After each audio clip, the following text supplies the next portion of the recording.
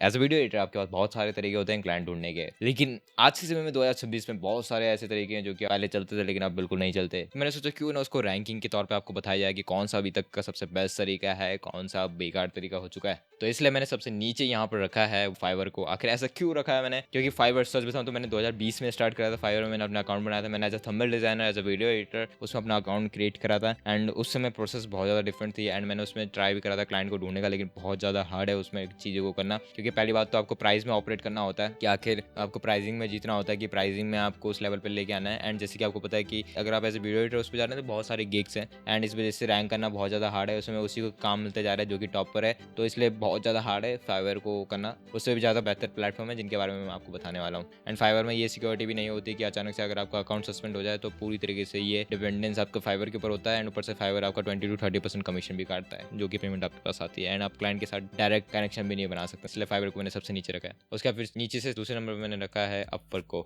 Upwork ठीक है, Upwork में एक चीज़ बढ़िया है कि आखिर आप प्रपोजल बनाते हैं। अपवर्क में आप क्लाइंट को रिटेनर बेसिस पे भी क्लोज कर सकते हैं। अगर आपने उसे प्रपोजल बनाया, यहाँ पर $1000-2000 वाले क्लाइंट भी क्लोज कर सकते हैं। मेरे जानने में कई सारे लोग हैं जो कि अपवर्क से क्लाइंट क्लोज कर चुके हैं। अब यहाँ पर भी सेम प्रॉब्लम आ जाती है कि प्लेटफॉर्म ओरिएंटेड होता है, प्लेटफॉर्म से रिलेटेड ही आपका काम होगा। एंड दूसरी चीज़ क्या है कि अगर अपवर्क को भी पता चलेगा कि अगर आप क्लाइंट के साथ डायरेक्टली मीट कर रहे हैं तो आपका अकाउंट सस्पेंड हो जाता है, तो वो चीज़ भी बहुत बेकार है इसमें। एंड दूसरा अपवर्क भी कमीशन लेता है, तो वो चीज़ मुझे बेकार लगती है। लेकिन अपवर्क को मैंने सेकंड पोजीशन में इसलिए रखा है क्योंकि यहाँ पर आपके पास एक मौका मिलता है कि आप अपने आप को ज़्यादा चार्ज कर सकें। आप यहाँ पर अपने प्रपोजल को डाल सकते हैं एंड वो सिस्टम मुझे ज़्यादा बढ़िया लगता है फाइवर के मुताबिक। अब आता है नीचे से तीसरे नंबर पे, वो है उसमें मैंने 2 प्लेटफॉर्म रखे हैं, एक इंस्टाग्राम रखा है और एक मैंने यहाँ पर ट्विटर रखा है। आखिर ये 2 प्लेटफॉर्म के बारे में मैंने सबसे पहले अपना क्लाइंट खुद इंस्टाग्राम से क्लोज करा था। एंड यहाँ पर अभी थोड़ा सा दिक्कत ये है कि इंस्टाग्राम पे आपको जैसे पता है इंस्टाग्राम ने बहुत सारे रिस्ट्रिक्शन लगा रखी है डीएम्स के अंदर, कि अगर आप डीएम्स करते हैं तो पहली बात तो वो डायरेक्टली पहले पॉपअप हो जाता था। 2020 में मैंने स्टार्ट करा था तो उस समय तो डायरेक्टली मैसेजेस दिख जाते थे। अब बहुत ज़्यादा रेस्ट्रिक्ट हो चुका है इंस्टाग्राम इस चीज़ के ऊपर, तो इंस्टाग्राम बेस्ट है। कई सारे ऐसे एजेंसी ओनर्स हैं जो कि इंस्टाग्राम के थ्रू ही क्लाइंट लाते हैं, लेकिन यहाँ पर मोस्ट एडवांटेज आपको तब मिलेगा जब आपके इंस्टाग्राम पे फॉलोइंग हो, लाइक आपकी फॉलोइंग 50 से 60 हज़ार हो एंड फिर आप उस अकाउंट से रीच आउट कर रहे हो। Then Instagram is the best platform, क्योंकि वहाँ पर आपकी जो क्लाइंट रहेंगे ज़्यादातर वहाँ पर एक्टिव रहते हैं एंड चांसेस हैं वहाँ के रिस्पॉन्स रेट ज़्यादा हाई होने का, अगर आपका अकाउंट पहले से ही बहुत बढ़िया फॉलोइंग है तो। एंड ट्वीट में ऐसा नहीं है, फॉलोइंग होना और ना होना इतना भी ज़्यादा इंपॉर्टेंट नहीं है, लेकिन ट्विटर एक रिच मैन प्लेटफॉर्म बोल सकते हैं। यहाँ बहुत ज़्यादा आपको ऐसे लोग मिलेंगे जो कि इंडस्ट्री में बहुत ज़्यादा टॉप लीडर हैं। एंड ट्विटर एक ऐसा प्लेटफॉर्म है जहाँ पर आपको बिलियनियर्स तक आपको कम्युनिकेट करते हुए मिलेंगे। यहाँ पर एक ऐसी चीज़ है कि यहाँ पर जो बड़े से बड़े लोग हैं वो भी आपके पोस्ट का, आपके रिस्पॉन्स का जवाब दे सकते हैं, क्योंकि ये मैंने खुद देखा है। मेरे एक ट्विटर अकाउंट पे जब थंबनेल से रिलेटेड डालना स्टार्ट करा था तो शोज द बॉस के जो थंबनेल डिजाइनर है उन्होंने उस पर रिस्पॉन्स करा था। तो ट्विटर एक ऐसा प्लेटफॉर्म है जहाँ पे बड़े बड़े सेलिब्रिटीज एंड बड़े बड़े क्लाइंट्स आपको यहाँ पे मिलेंगे। एंड एक एजेंसी उन्होंने सुबह, उनका नाम है, वो ऑटोमेक ग्रो चलाते हैं एंड उनके उसमें उन्होंने बताया था कि उनके क्लाइंट लाने का जो तरीका है वो ट्विटर के थ्रू है, क्योंकि ट्विटर पे उनको बिलियनियर्स क्लाइंट मिलते हैं। एंड या ट्विटर एक ऐसा प्लेटफॉर्म है, अगर आपने इसे क्रैक कर लिया तो आप इसमें बहुत ईजिली बहुत बड़े क्लाइंट को क्लोज कर सकते हैं। तो ट्विटर इसमें पी टियर में रखा है जो कि बढ़िया है, लेकिन यहाँ पर सिंपल वही है कि आखिर आपको थोड़ा सा समझना पड़ेगा ट्विटर को। Twitter is one of the best platform for you to get a client. And A tier में मैंने रखा है लिंक्डइन को। आखिर ऐसा क्यों, क्योंकि लिंक्डइन एक ऐसा प्लेटफॉर्म है जो कि जब मैंने स्टार्ट करा था तो बहुत ज़्यादा कम लोगों से जानते थे। आजकल ये थोड़ा पॉपुलर हो गया, लेकिन जिस समय मैंने स्टार्ट करा था उस समय बहुत नया नया था। एंड लिंक्डइन एक ऐसा प्लेटफॉर्म है जिससे ही मैंने अपने सारे क्लाइंट लाया हूँ। मैं अराउंड 3 साल से लिंक्डइन प्लेटफॉर्म को यूज़ कर रहा हूँ। अभी मैंने बहुत कम कर दिया है क्योंकि मैं मोर फोकस ऑन कंटेंट हूँ, मैं कंटेंट की तरफ ज़्यादा ध्यान दे रहा हूँ। लेकिन लिंक्डइन ऐसा प्लेटफॉर्म था जिसने मुझे, आप यकीन नहीं मानेंगे, मैंने उस बंदे के साथ काम करा जो कि ऑस्ट्रेलिया का टॉप 3 रियल एस्टेट एजेंट में था, उसके साथ मैंने काम किया, मुझे वो क्लाइंट मिला लिंक्डइन के थ्रू। मैंने एक ऐसे बंदे के साथ काम करा जिसने ऑस्ट्रेलिया की सबसे पहली iOS एप्लीकेशन बनाई थी, उस बंदे के साथ मुझे काम करने का मौका मिला because of the LinkedIn. And मेरे अभी जितने भी क्लाइंट के साथ मैं काम कर रहा हूँ सारे मुझे लिंक्डइन के थ्रू मिले। अब लिंक्डइन थोड़ा वैसा हो चुका है बिकॉज ऑफ द AI, बहुत सारे लोग पोस्ट AI से लिखते हैं, कमेंट AI से करते हैं एंड सब कुछ AI जा रहा है, DM भी लोग AI से कर रहे हैं, तो ऐसा लग रहा है कि कोई ह्यूमन इंटीग्रेट नहीं हो रहा है इसमें। इसलिए ये चीज़ मैंने पैटर्न ऑब्जर्व करा है कि लिंक्डइन का भी ये बहुत ज़्यादा प्रॉब्लम आ चुकी है, क्योंकि मैं खुद अपने क्लाइंट्स के लिंक्डइन अकाउंट को हैंडल करता हूँ एंड मैं उसमें ये चीज़ ऑब्जर्व कर पाता हूँ। तो यहाँ पर मैं आपको एक क्विक सजेशन दूंगा, बहुत गोल्डन टिप है, अगर आप इसे समझ पाएँ तो ये है कि आखिर आपको ह्यूमन फील होना है वहाँ पर। अगर आप सामने वाले को रीच आउट भी कर रहे हैं तो ऐसा लगना चाहिए कि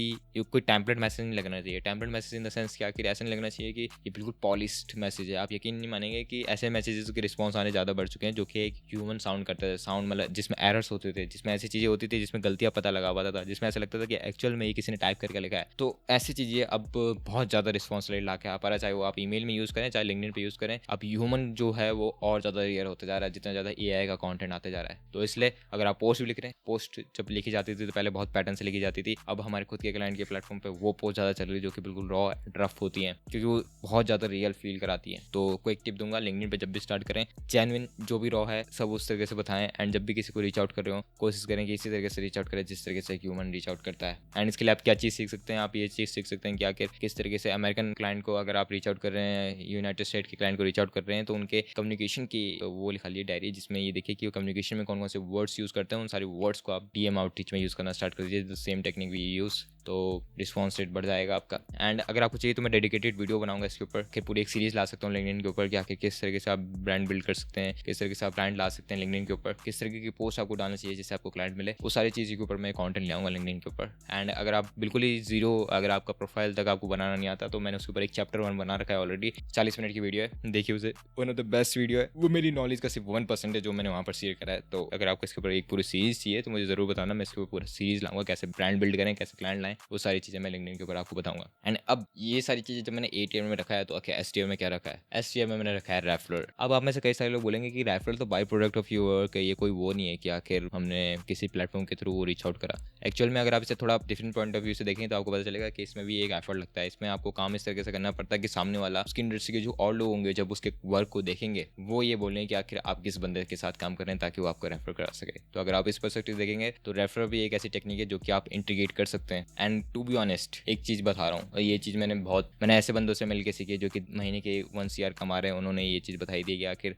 जितने भी क्लाइंट्स उनको मिले हैं वो क्लाइंट उनको रेफर के थ्रू मिले, आउटरीच के थ्रू कम मिले, रेफर के थ्रू ज़्यादा मिले, क्योंकि जितना बड़ा वो आदमी होगा उतना ज़्यादा उसका मैसेजेस होंगे एंड उतना ज़्यादा वो उस चीज़ पर बिल्कुल भी ध्यान नहीं देगा। तो यहाँ पर वैल्यू तो बिल्कुल ही हट जाता है कि आप बोलेंगे कि भाई मैं उसे बहुत ज़्यादा वैल्यू दे दूंगा तो मैं उसे क्लोज कर दूंगा, ऐसा बिल्कुल नहीं होता। उसको उससे कुछ भी फर्क नहीं पड़ता कि आखिर आप किस तरीके से वैल्यू देने वाले हैं, उससे सिर्फ एक चीज़ से फर्क पड़ता है, वो है ट्रस्ट, क्या उसे आप पे भरोसा है। एंड भरोसा एक ऐसी चीज़ है जो कि दूसरे से ट्रांसफर होता है। अगर जो अमीर लोग हैं, जो बहुत बिलियनियर टाइप क्लाइंट्स हैं, वो सारे ऐसे लोगों के साथ काम करना चाहते हैं जिनके साथ उनका कोई दोस्त या कोई ऐसा व्यक्ति काम कर चुका है जिनको वो जानते हैं। तो इसलिए रेफर एक ऐसी चीज़ है जो कि आपको इतने बढ़िया कनेक्शन ला के दे सकता है अगर आप उसे ढंग से यूज़ करें तो। जैसे कि मैंने बताया कि मैंने कई सारे ऐसे लोगों से पूछा जो कि महीने के 1 CR कमा रहे हैं, they get a client from the refer. उन्होंने अपने जितने भी बड़े क्लाइंट क्लोज करें सारे रेफर के थ्रू करें। तो रेफर के पास इतनी पावर होती है। तो इसके लिए बस आप एक ही चीज़ कर सकते हैं कि जब भी काम करें पूरी शिद्दत से करें एंड उसमें जितना घुस सकें, चाहे उसमें पैसे मत देखिए। जब आप स्टार्ट करें तो पैसे बिल्कुल मत देखिए, जितना हो सके बिल्कुल भी पैसे को ध्यान मत दीजिए। ऐसा मत देखिए कि पैसे इतना दे रहा है तो वैल्यू इतना दूंगा, ऐसे नहीं। जो आपके मैक्सिमम पोटेंशियल है वो मैक्सिमम पोटेंशियल दीजिए, क्योंकि जब वो काम सामने वाले को दिखेगा एंड वो पूछेगा कि आखिर कौन आपके लिए काम करता है, तो उसके माइंड में सिर्फ यही आना चाहिए कि ये बंदा मेरे लिए काम करता है। रेफर एक ऐसी चीज़ है जिसमें आपको एक बिलियनियर क्लाइंट तक का पहुंचने का देते हैं। मैं खुद एक ऐसे एजेंसी ओनर की मैंने कंटेंट देखा था, उनको खुद अपना जो एक क्लाइंट था उन्होंने नॉर्मल एक रेस्टोरेंट के लिए कंटेंट बनाया था एंड उन्होंने उसमें अपनी पूरी चीज़ें लगा दी। उन्होंने स्टोरी बोर्ड बनाया, उन्होंने पूरा कंटेंट को डिजाइन करके उनके लिए पोस्ट करा एंड अपलोड करा एंड वो वीडियो 9 मिलियन गई एंड वहाँ से उन्होंने अपने एक क्लाइंट को क्लोज करा जिसका नाम था स्टारबक्स।